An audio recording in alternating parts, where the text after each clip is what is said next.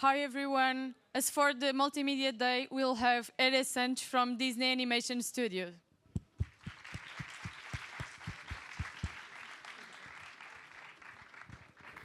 Good afternoon, everybody. How are you? Good, good, good. Thank you so much, SINFO, for inviting me to speak. I'm very, very, very excited to be here. So my name is Ere Santos. I am an animation supervisor at Walt Disney Animation Studios. But before we do anything, before we talk about anything today, I must let you know I'm a little bit of a silly person. It's something that I like to do just to kind of loosen everybody up. I like to loosen myself up. And if you're interested in joining, we're going to do a little exercise to kind of loosen everybody up. Okay? So what we're going to do is we're going to do a little bit of a fun exercise. We're gonna shake our body a little bit. We're going to start by shaking out our hands, shake out our other hand, then our leg, then our other leg. What I'm going to do is I'm going to count down from 8. So we're going to go 8, 7, 6, 5, 4, 3, 2, 1, 8, 7, 7, 8, 7, 7, and then we're going to go 7, 6, 5, blah, blah, then 6, blah, blah, blah, then 5, and we're going to go and all the way down to we're going 1, 1, 1, 1. Okay? Does that kind of make sense? All right, it'll make sense as we go along, okay? So if you're interested and if you're able, we're all going to do this together. So you don't have to stand up. You can just sit down in your chair and you can shake out your body. We're going to start left, right, okay? Are you ready? Are you ready? Yeah. Awesome. So 8, 7, 6, 5, 4, 3, 2, 1. 8, 7, 6, 5, 4, 3, 2, 1. 8, 7, 6, 5, 4, 3, 2, 1. 8, 7, 6, 5, 4, 3, 2, 1. 7, 6, 5, 4, 3, 2, 1. 7, 6, 5, 4, 3, 2, 1. 7, 6, 5, 4, 3, 2, 1. 7, 6, 5, 4, 3, 2, 1. 6, 5, 4, 3, 2, 1. 6, 5, 4, 3, 2, 1. 6, 5, 4, 3, 2, 1. 3, 5, 4, 3, 2, 1. 5, 4, 3, 2, 1. 5, 4, 3, 2, 1. 5, 4, 3, 4, 4, 4, 4, 4, 4, 4, 4, 4, 4, woo! All right. There we go. Good job. Thank you so much. Thank you so much. I feel a lot looser. You feel a lot looser. Everything is loose. We're all good to go.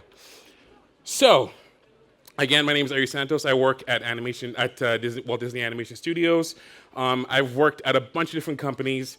I started my career at Sony ImageWorks, and I went back to Pixar first of all, I started my career as an intern at Pixar, and then I went to Sony ImageWorks, and I went back to Pixar for a little bit to work on a short film called Loop, and then I flew all the way to London, and then I worked on a couple films there, and I flew back to Vancouver where I worked on a couple films there. So I've moved around a lot in the world.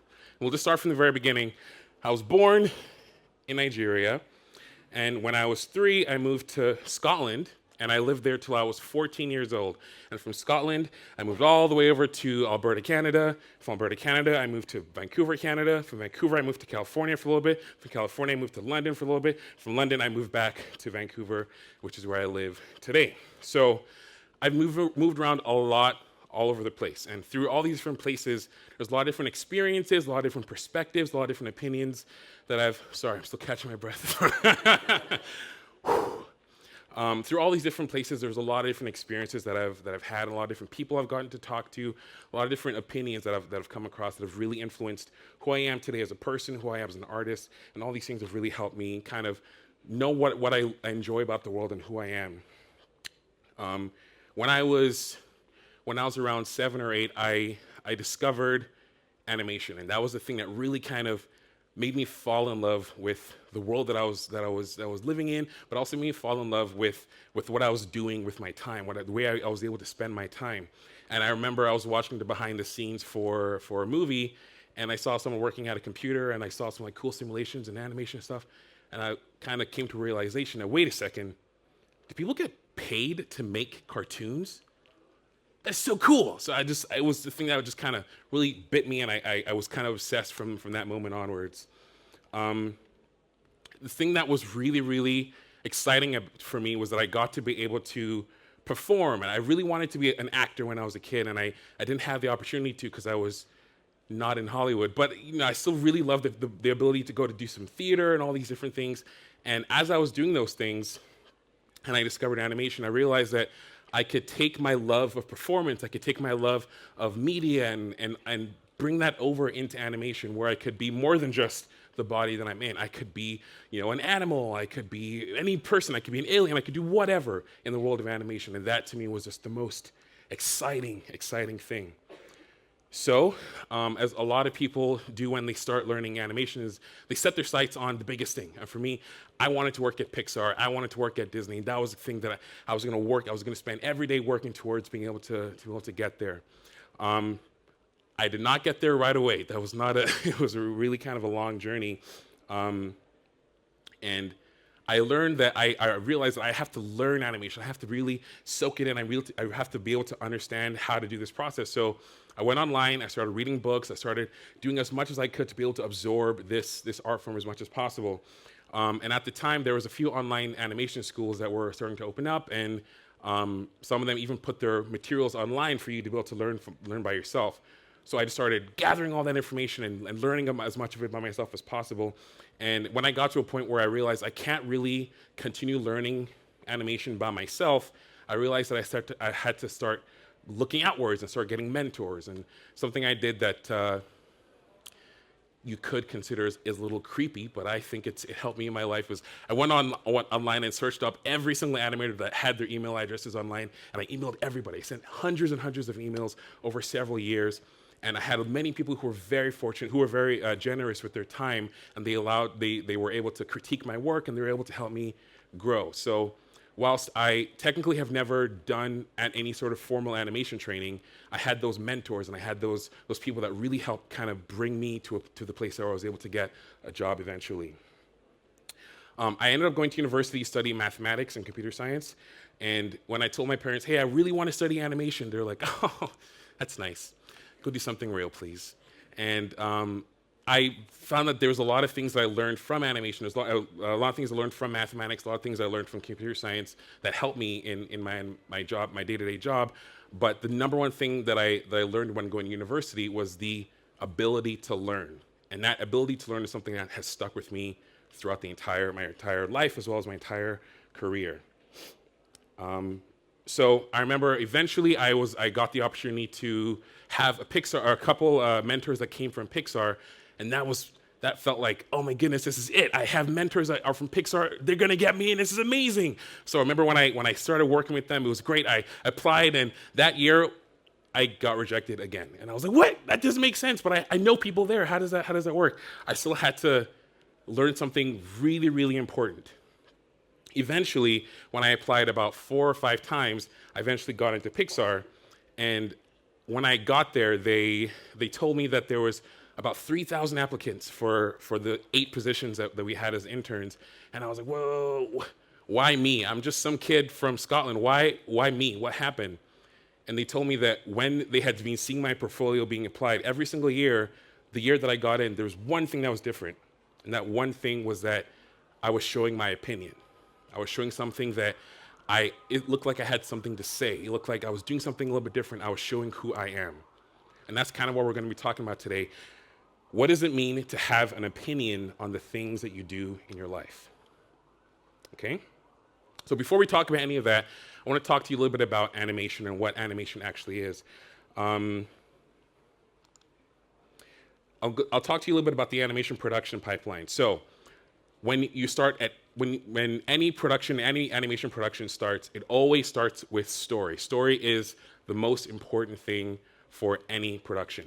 The directors and the writers, they write the script, and then they hand it over to the story department, and the story department creates story panels and storyboards that allow the directors to be able to kind of visualize the script in the first visual medium. And this is before anything is started, just so they can start to see what the characters are going to be, what sort of environments the characters are going to be in, and how they can sort of be able to get a roadmap for what the film is going to eventually look like.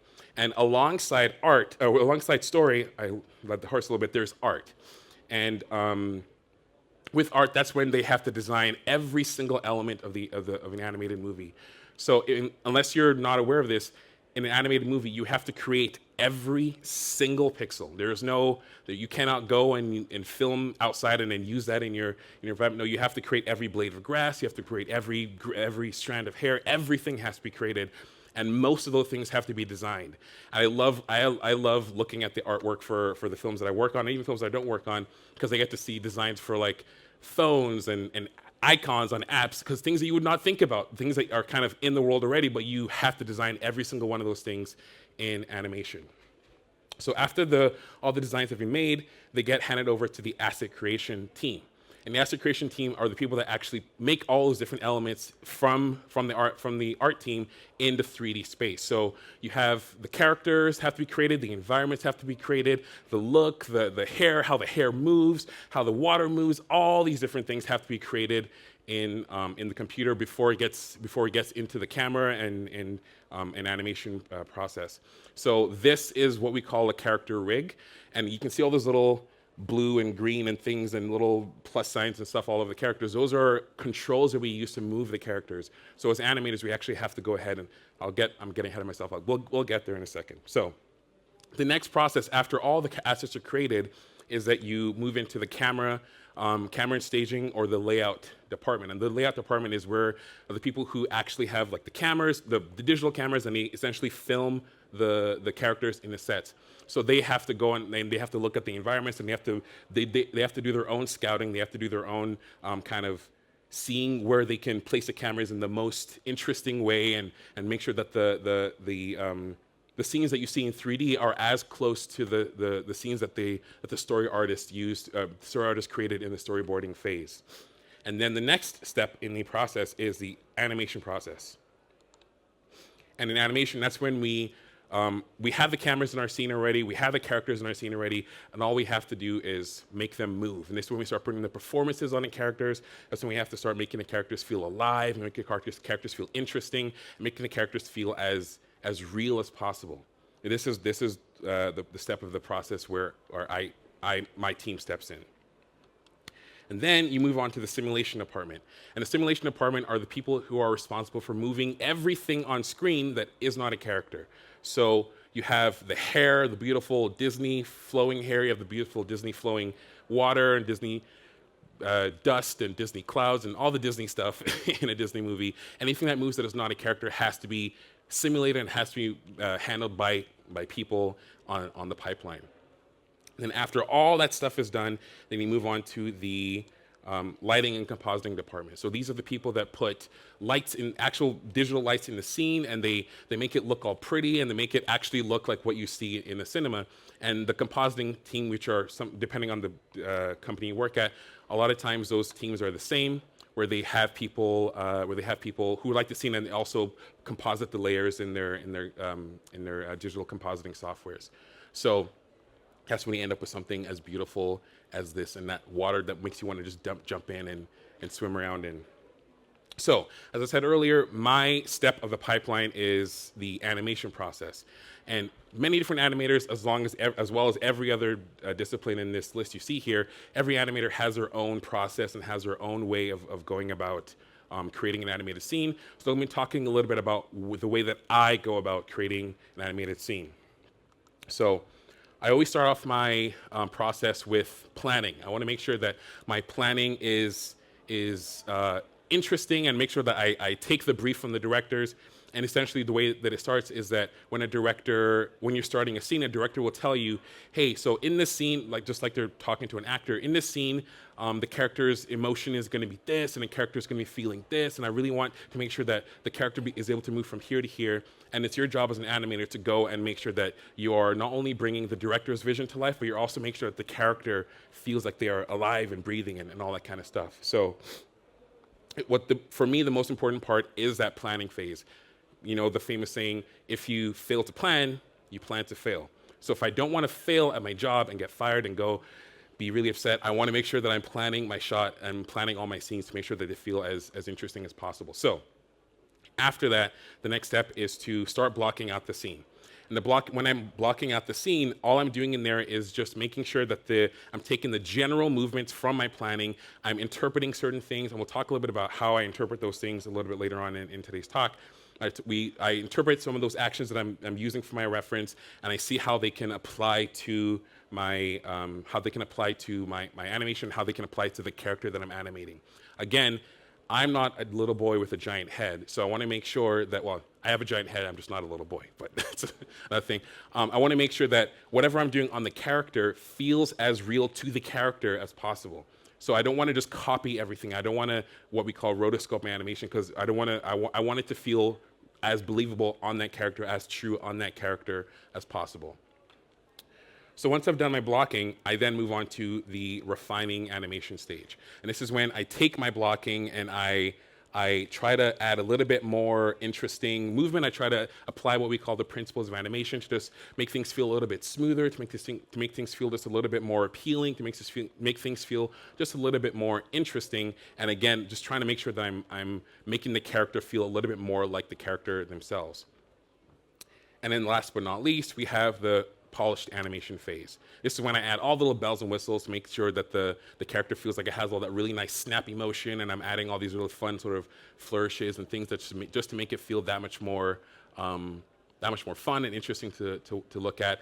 A big thing for me when it comes to polishing my animation is I continue to ask myself, wouldn't it be cool if blank? Wouldn't it be cool if I added a little flourish? Wouldn't it be cool if when the character darts your eye from left to right, I add a little bit of a squish with the eyeballs and all this little things just to make sure that the character feels just that much more interesting. Things that nobody will ever notice, but I noticed because I did it, and I spend a lot of time trying to make you not notice the work that I do. So after it's all said and done, after everything, the planning is done, the blocking is done, the refining is done, the polishing is done, you end up with a piece of animation that hopefully feels interesting to watch. Oh, stop talking. We're in the middle of an interview, and all you guys think you're in NASA. You're stuck in, oh, yeah, we go, yeah, all right, oh, good to go, yeah, rolling, action. I call action, I'm the and right, action. Cool. So that's a piece of animation I did a little while ago. So going back to the main question of this whole thing that we're here for, what does it mean to have an opinion on the work that you're doing? Or when does that opinion opinion important for you to start placing into work that you're doing? Simple answer is the entire time. Your opinion is important the entire time, from the planning all the way to the final stages of your work. And in this case, for me, it's animation. It's important to have an opinion at every single step of the way. Animation, or having an opinion and having very specific opinions, is what separates generic performances and generic ideas from more interesting and engaging performances and more interesting and engaging ideas. So it's really important to ask the right questions when it comes to how you dissect the work that you do. I ask myself three main questions. Is the idea simple? Is the idea unique? And is the idea true? Starting with that first one, is the idea simple? I ask myself things like, how clear is my idea? Can I remove anything that it feels unnecessary from my idea? A lot of times, ideas can feel really convoluted. Ideas can feel like, oh, there's so many different elements and there's so many things to look at. You're not really quite sure what is important in the scene. So I go through a process of asking myself, what are the important elements of my idea? What are the important elements of the scene that I'm animating? And anything to me that feels unnecessary, I remove and I get rid of. And I go through that process over and over and over again until I'm left with something that feels really nice and straightforward, something that feels really nice and simple. And from there, that's when I start adding little elements that help define that already purely simple idea. The next thing for me is asking myself, is this idea unique? So one of the main things I ask myself is, how many times have I seen this idea before? How personal is this idea to me? And how can I make my idea even more personal? So as I am sort of working through this question, as I'm asking myself, how cliche are the things? How cliche are the ideas that I'm presenting? How cliche are the ideas in my performance? There's a lot of in the animation world. You'll see there's a lot of different sort of cliche acting choices, and acting choices are things that we do to any choice that is made within an acting context and a performance. Those are what we call acting choices, and a lot of times there's a lot of really cliche acting choices. And I find that the biggest question that I find that I have to answer is, when is the right time to use those cliche ideas, and when is the right time to make a brand new unique idea? And in this process, these are the things I kind of mull over, and I'm seeing what needs to be added, what can make my idea feel just that much more interesting. And in that same vein, the second question is kind of tied to the main one is my idea true? So where is this idea coming from? And as I ask myself, kind of, is this idea true and is this idea unique? These are really, really closely related to me, because I ask myself, what are the element? Where is this idea originating from? Is it something that I've experienced in my life? Is it something that I've heard? Is it something that I've seen? How is this idea that I'm coming up with? How is this performance choice that I'm coming up with? How true is it to me? And how can I make it even more true for me? A lot of times, something that I go through is I often try to journal. I often try to catalog the things that are going through in my life, and I try to see, oh, there's a really interesting, walk that person is doing, or that person's face when they ate that lemon that did a really interesting thing. I try to catalog these things either by journaling or either by sketching in my sketchbook. All these different things I try to bring into my performances. I try to bring into my ideas to try and make it feel true to me. So, in that same process, in that same idea, it's really important to be curious. It's really important to be intentional. As I'm being curious, like I was talking about just now, I'm going through my life and observing. I'm trying to make sure that I'm cataloging all these things. I'm trying to ask myself, what are the elements in the world that I'm experiencing? What are the places that I'm going to? How am I making sure that I'm latching onto the things around me, the things that I'm experiencing, and not just kind of observing it and letting it go by, observing it and being intentional about really, really letting it sit with me, allow myself to understand a little bit more what it is that I'm seeing in the world around me. Excuse me. As I talked about being intentional about cataloging these experiences, I also teach animation, and every single week, something that I ask my students to do is come with an observation from that week. Come with something that really just made them smile, or made them angry, or something that made them feel something. And we can talk about that. I know for something that happened with me very recently was I was driving down the road and I saw this woman on her phone while she was walking her dog, and she crossed the road as the car was about to come. The car honked and she didn't even notice. She just kept on walking. And I was like, is something going to happen to her? And then she comes across another person who was also walking their dog, also on their phone. And it was the most beautiful image of just two people on their phones as their dogs are playing with each other, and just kind of like, and the dog tugged and they just walked past each other. I thought that was so funny. And something like that, I'm thinking to myself, what does that say about the world around me? What does that say about those people? What does that say about, what is it that stirred up inside me? Like there was a bit of anger for like, no, you're going to hurt yourself. You're going to hurt the dog. But then there's also a bit of humor in me too, the fact that it was just such a funny image to see these two people having this really nice, unique reaction or interaction, and that allows me to be able to inspire something in me to maybe I can put that into the work that I'm doing. Maybe that sort of attitude is something I can put into the work that I'm doing in the future. And it's also really important to be curious and intentional about the application of these experiences. So how can you take these things you're experiencing? How can you make sure that you're not just kind of letting them pass over you and forgetting them?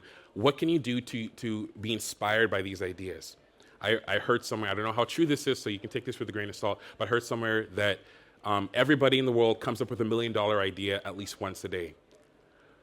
Well, I don't have $1 million. I don't know if you do, but I would love to be able to catalog one of these ideas and see if, not necessarily that it makes me $1 million, but it inspires something in me that really changes something in the world that are around me. What can I do to make sure that I'm really being intentional about cataloging everything? I'm being really curious about the world that is around me, and I'm making sure that I'm taking all these elements and applying it to not only just the work that I do, but I apply it to the rest of my life too. What does that say about me as a person? So I talked a little bit earlier about the reference that I shoot and how I dissect that a little bit. So there's a few different questions that I ask myself after I've done all this process of planning my shot, and I've analyzed the world around me, and I've mulled over all these different things, and I'm trying to bring it to my work. What are these things that I do? So I ask myself these two questions. What do I find interesting in my reference, and how can I build from that reference?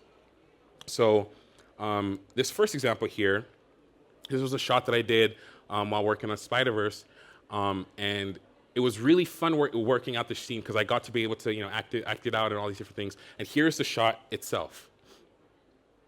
So there's a lot of things that I'm taking from my performance that I'm putting onto Miles Morales, but I am not just copying, again, I'm not just copying these elements. If you see, I really like, from my reference, I like the way that I'm reaching for the textbook that Gwen was looking at. I really like the way that I'm slipping on the floor. I really like the way that I'm kind of falling on the desk in my apartment.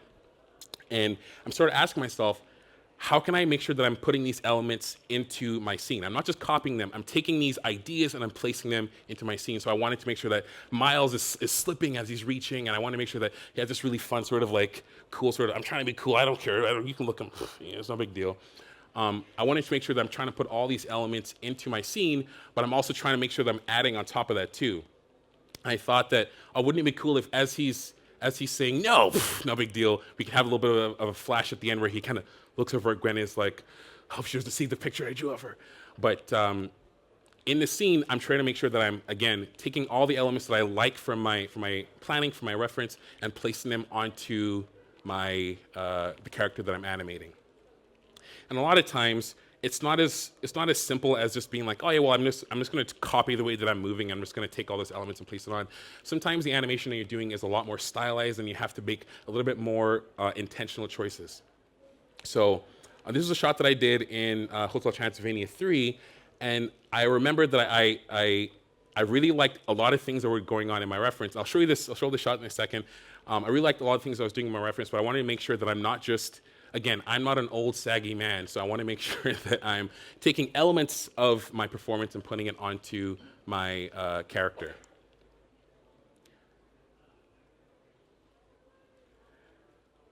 So in this scene, there's a few things that I really liked. My silly, silly face, and I really like the way that my face kind of is really smiley, and then I drop down, and then I get all frustrated, and I get excited again, I go down, and I go up, and all these things are the elements that I like. And for me, I just try to simplify it as simple as that. What do I like? I like that my face goes up, I like that my face goes down, and I take those really, really simplified elements, and I try to place them onto the character that I'm animating, and trying to translate it using my skill as an animator to be able to know how, okay, well, because of the style of the movie that I'm working on, this is really sort of snappy animation, it's really cartoony animation, I need to be able to take those elements of my face goes up, my face goes down, and I need to be able to translate it to a way that makes sense on the character that I'm animating. Again, I'm not a saggy old man, so I want to make sure that it feels right for this saggy old man on the TV screen. And even more so than this, it can get even more complicated sometimes, where you have to play multiple characters, and you have to play multiple elements. So in this scene that I'm animating, I have these three characters riding on the backs of these three horses, and I have to ask myself, okay, I don't have a horse. I've never ridden a horse in a very, very long time, so how do I make this feel comfortable? And not only just that I've never ridden a horse in a long time, but there's three different complexities in this scene. There's a couple of characters that are really comfortable riding the horse. There's a character in the middle that is not at all comfortable riding a horse, and there's characters playing music while riding the horse and talking, and the horses are moving in different speeds and all these different things. How do I take elements of the planning that I'm doing? How do I apply them to the work that I'm creating? And whilst I was working on this project, it was really, really fun because I got the opportunity to really study horse movements. I got the opportunity to really understand why horses do certain things, why horses walk the way that they're supposed to walk, all these different things. And then I take all that information, I take all that research, and I apply it to the work that I'm doing in a nice, specific way that feels specific to those characters too. And again, I also want to make sure that it feels right to those characters themselves. So each horse, I try to make it feel like they have their own personalities. The character on the left, I want to try to make her feel nice and pompous and very kind of and walking around. I want to make the character on the left, on the right, feel very sort of silly and it's very like, rolling, sort of lumbering all over the place. But I also want to make sure that each of the characters feel like they fit in the scene that they're doing. So I film a reference for the characters on the top of the horses, and I want to make sure that I'm taking elements that I like. In the character in the middle, I like to make sure that if I like the confusion of my performance, I want to make sure that I'm placing a lot of that confusion into the character on the horses, and just try and make it feel as real and as true as possible. So this is all about the work that I do, and this is all about the things that I find very interesting. And a lot of it is just coming from drawing from my own personal experiences, drawing from my own life, drawing from the things that I find interesting, and drawing from myself as much as possible. And there's a quote that I don't remember. I couldn't find who said it first, but I love this quote. It's one of my favorite quotes about animation. There's a really famous, almost textbook of animation called The Illusion of Life. And animation really is the illusion of life. All that stuff you're just watching, in case you didn't realize, it's not real. It's all fake. It's all just computer-generated images. But it feels, hopefully, it feels real, you know? And that is an illusion. It's like a magic trick. And that's what feels so great about animation. And animation is the illusion of life. And what I love about this quote is that animation is the illusion of life. And in order to create the illusion of life, you need to have a life. And I love this because it's saying that the best way to create truthful performances, the best way to have an interesting animation is by going outside and experiencing the world outside, absorbing the world around you, talking with people, interacting, make sure that you're getting different experiences, moving around the world 55 times. These things are really, really important for helping you, well, not moving around the world, but a lot of things in this life are really helpful for creating really interesting performances in animation. But ultimately, life is not all about work. Life is not all about animation, obviously, and life isn't all about, you know, your 9 to 5. There are things that I do outside of work. There are things that we all do outside of the 9 to 5 that we do that help inspire the main thing that we're doing. I do love animation. I love animation more than I love a lot of different things in this world, but I still love things like origami, and I love things like Rubik's Cubes, and I love going to exercise, and all these different things really help bring a lot to the work that I do. I love one of the things I love doing again is origami, and what's really great about origami is that yes, you can follow those instructions, but you also still need to make sure that you're interpreting certain things. You want to make sure that you're folding things in a certain way that feel right just for you. And that's what really gets me excited about those things. And going through that process of having a formula, but learning how you can utilize that formula for other things and making sure that you have an interpretation really helps those elements come to life. Having an opinion on the things that you do could really make everything you do in this world feel unique. Can you just imagine how bland of a world it would be, and if everything we did, if every experience we had was just the same? I don't want to live in that sort of world. But the thing that is most important for me is learning how to share those opinions and how to share those experiences, and that is what is called developing your voice. What is your voice? What is the thing that is unique to only you, and how can you make sure that you're using the skill set that you have to be able to show that to the world around you? Again, I love talking about origami. So one of the people that inspired me the most in origami is an artist / mathematician named Robert Lang. This guy is amazing. He's made some amazing things out of one square piece of paper, which just completely blows my mind. And he does these amazing things. But he comes from a background of physics, and he comes from a background of math. And he has been able to use his ability of complex mathematical equations, as well as his ability of folding paper, to be able to do things like airbags in your car and learning how to fold up satellites to be able to shoot into space. And these are all things that I find very, very cool, very, very interesting, where he took the love of his art and he took the love of his math, and he learned how to combine these things to be able to create things that are super useful for everyday life, but also super useful for the future of us as a species. And that's just so cool to me. So if there's anything you take from my talk today, I just want you to take this one thing. I want you to remember that the world around you was made up by people no smarter than you. So it's really important that you take your opinion, you take the things that you love, you take the things that you care about, and you go out and you create and you innovate and you find ways to be able to make connections in your life, and you make something new. Obrigado.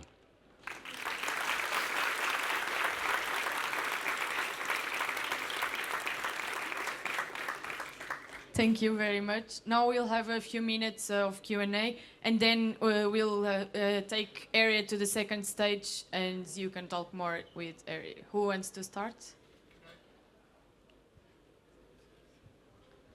Hi, Aaron. Thank you so much for the talk. It was really good, really inspiring. Just had a question. So you're talking about your opinion, bringing your opinion to the work that you do. Do you find like in big projects that it's harder to get your opinion there and it gets affected? And how do you find a way to still have your opinion, like maybe personal projects, something? How do you Absolutely. bring that? Yeah. That's a great question. So in the Sergio, good to see you. Good seeing you. Yeah, in the process of working on a big project, there's many stages. There's many stages of review, as you know. But there's you start off by showing the directors your initial pass or your blocking pass, kind of like what I showed earlier on, and that's kind of the first step where you ask the directors, oh, what is it? This is my take on the brief that you gave me. This is my take on the this is what I think is the right solution for this idea. And the director will give you their notes, and you go back and you address those notes, and you come back and you do that process again and again and again until the director says, this is what I was looking for. Final, you can go and polish up the animation. For me, I love that first stage. That first stage where the director has not said anything, my supervisor has not said anything, and it's just me and my work creating something that I like, and then you kind of have to go through the whole process. I find that I always try to, again, along the entire stage, just try to see the little things that, wouldn't it be cool if I added a thing? And then if I put that thing in, the director says, what is that thing? I don't like that thing. Then you be like, oh, it's me. I'm sorry. I'll go and take it out. But then you don't stop there. You don't, just because you've been told to stop doing it once. I'm a little bit stubborn in that way that I try, to the very end, I try to make sure that I'm adding just something. There's something in the work that I do that makes it feel like, oh, that's me. That makes it feel unique to me, you know? So yes, while you can have broader things, you have the broader idea that, like, you know, if I'm supposed to be animating Moana, I'm not going to go and put Maui in the scene because that's not what the purpose of the shot is. At the end of the day, with things that I'm working on, a lot of the times it's not my work. I'm helping a director get their vision across the line. So I want to make sure that I'm trying to, the most important job for me is to get their vision across the line while still along the process trying to add little bits of like a little twerk or a little like acting choice that makes it feel unique to me. But alongside that, I do try to do things at home. I try to do little projects by myself that are just completely mine. I don't have any feedback or anything that it's just for me to know. And the challenge for myself over the past year or so, or year and a half, was how can I create things just for the purpose of creating it? For a long time, I was like, oh, I want to animate a personal assignment or a personal shot, and then I'll post it online. I'll get likes and blah, you know. But then after a while, I realized I really want to know what it feels like to just create something, know that it exists, know that it's good, and then just move on. And no one has to see it. You know, a lot of people do that with you know, physical art, but I want to get into the practice of just putting things into the universe that don't have to be for anything other than just the fact that it was created, if that makes sense. Yeah. So that's some ways that I try to, you know, Keep it up. Keep it up. Thanks. Yeah. Thank you. Nice to see you.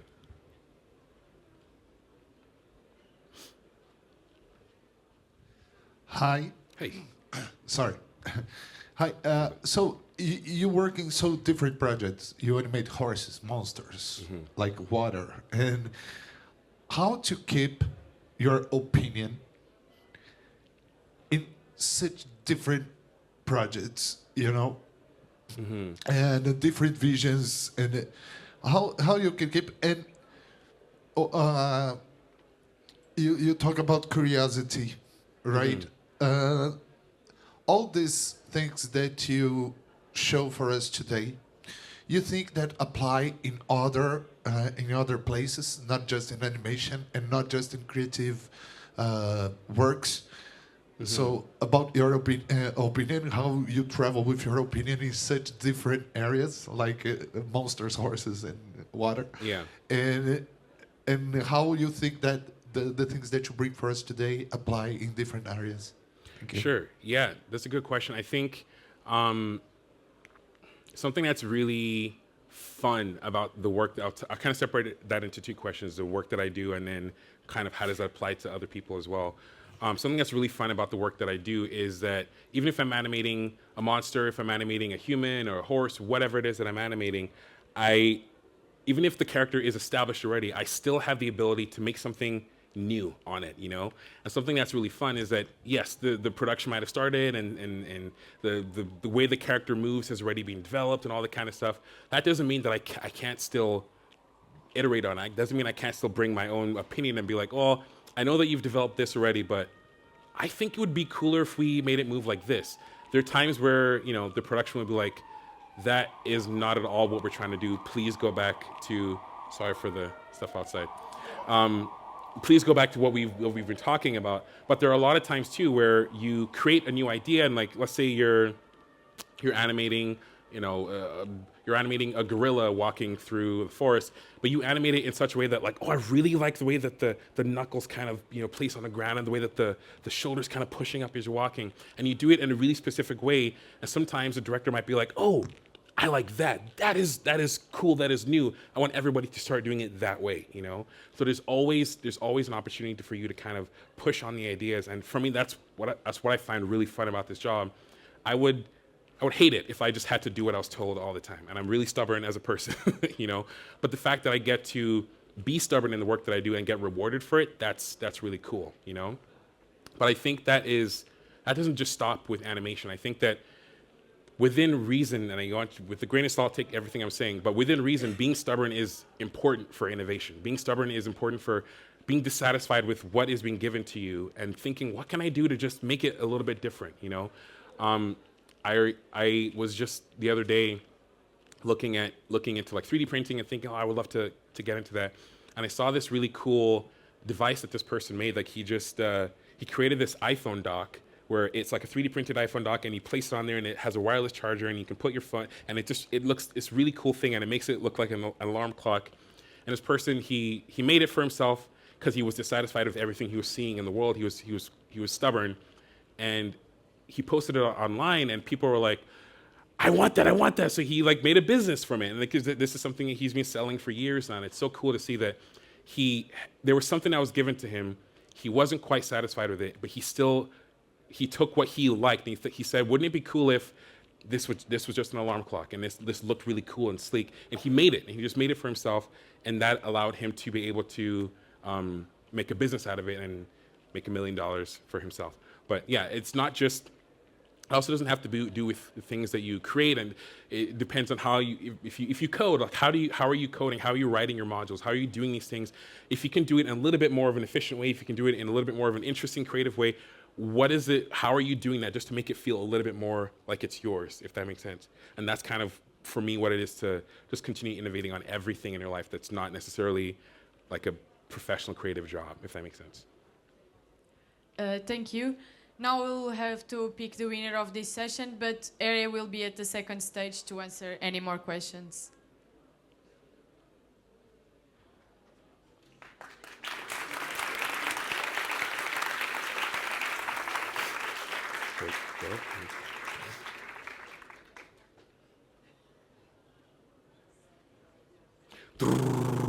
So the winner is Elias Lopes Jr.